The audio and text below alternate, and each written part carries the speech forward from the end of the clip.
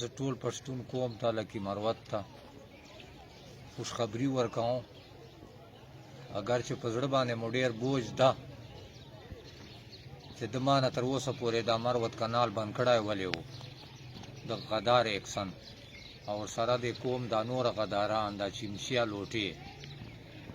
خو به هر حال نیر سهار وختي یې خلاص کړی ده، ګړوبایر روان ده.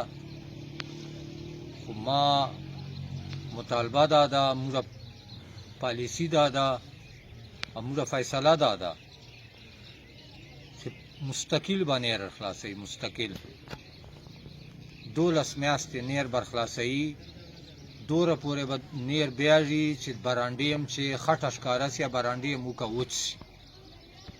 او د نیر خلاصولو اختیار به کوم سره یي، کوم به ورته یي چې اوس بیا خلاصوي، کوم به ورته یي چې اوس بیا بندوي.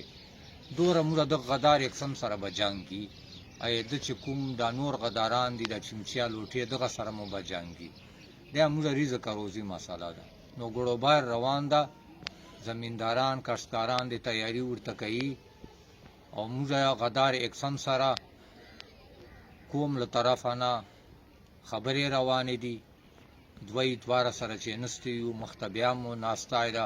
خو موږ مطالبه دا ده چې 12 میاشتې به نیر بیاږي، یا کوم په اجازت باندې به بندېږي، یا کوم په اجازت باندې به خلاصېږي، او کورمې ګېټونه به بند دي.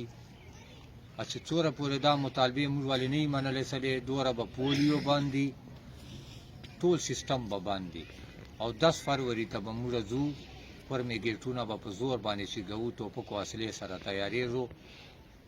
دا اوس چې کومې اوبه یې خلاصې کړې، دغه چې موږ ته نقصان راکړ، دا 10 دینې لیټر خلاصې کړې. دا 10 دین چې موږ ته فصل ته نقصان راکړی، د دې حساب به ورسره کوو، غټو دوزارو حساب به ورسره کوو. چې د نوره کوم دا قوم سره دا زیاتو به ظلم کوي، دا به د غدار یکسم سره موږ حساب کوو. ډېره